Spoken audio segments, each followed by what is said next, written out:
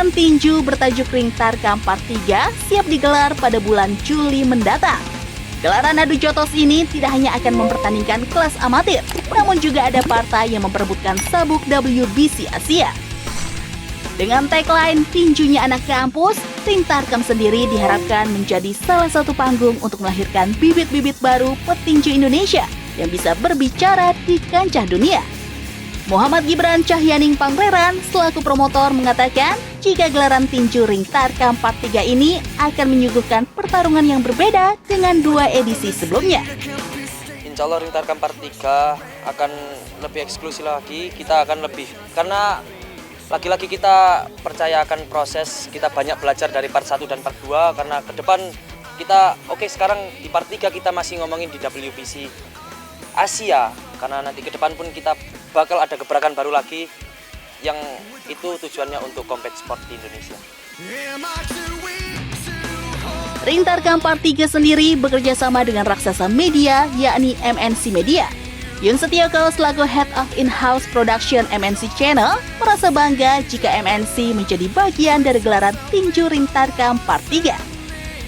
Kita lihat dari yang Ring Tarkam 1-2 itu sudah cukup bagus dan ketiga ini jauh lebih bagus, makanya dari komitmen kita untuk mensupport seluruh olahraga prestasi di Indonesia, makanya kita mensupport penuh dan terus terang untuk Ring Tarkam ini kita bangga bisa bekerja sama dengan mereka, anak-anak muda, putra-putra daerah.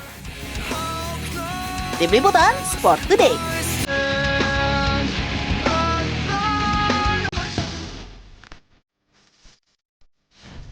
PBSI Kudus bersama Bakti Olahraga Jarum Foundation kembali menggelar festival senang binton sebagai upaya menumbuhkan kesenangan dan kecintaan terhadap bulu tangkis.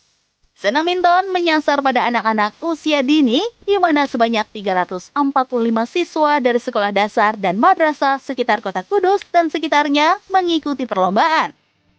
Program Direktur Bakti Olahraga Jarum Foundation, Yopi Rosimin, mengatakan Festival Senam Binton 2025 Seri 1 Kudus merupakan kelanjutan dari 2 edisi sebelumnya.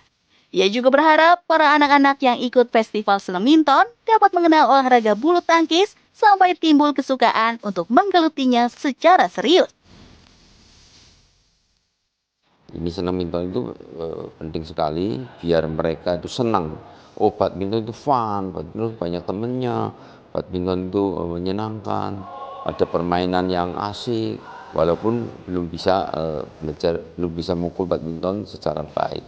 Itu penting sekali untuk kelas 1, kelas 2, kelas 3. Bahkan nanti tidak akan kemungkinan kalau kita ngajak yang playgroup yang di bawah 6 tahun untuk ikut menyenangi badminton dulu, olahraga lah, gerak dan sebagainya. Itu yang paling utama. Dan kenapa kok dilanjut? Karena responnya bagus. Dan kita penting untuk ngajak kepada kota-kota lain selain Kudus, Semarang, Solo, Purwokerto, dan seterusnya. Tidak menutup kemungkinan nanti untuk sampai ke nasional. Pada kesempatan yang sama, Ketua Pengkap PBSI Kudus Yuni Kartika mengapresiasi antusias peserta yang ikut Festival Senam Binton seri pertama di tahun 2025 ini. Ia menambahkan rata-rata peserta berasal dari sekolah dasar yang telah memiliki ekstrakurikuler bulu tangkis. Bahkan banyak tercatat dari mereka setelah mengikuti Festival Senam Binton berlanjut aktif bergabung di klub daerah masing-masing. Ya, yang berhak ikut adalah jelas yang memang sudah mempunyai ekstrakurikuler bulu tangkis. Dan kita memang sengaja melakukan ini supaya mereka juga tidak hanya ikut dalam eventnya, tapi mereka punya satu pembibitan di sekolahnya sendiri. Dan kita melihatnya ini sangat positif, kenapa? Karena yang kelas 3 ini sekarang sudah ada juga yang masuk klub. Jadi kalau masuk klub artinya dari murid-murid yang ikut ekskul itu ada juga yang beralih serius mau mendalami cabang olahraga bulu tangkis. Itu sebenarnya yang kita tunggu.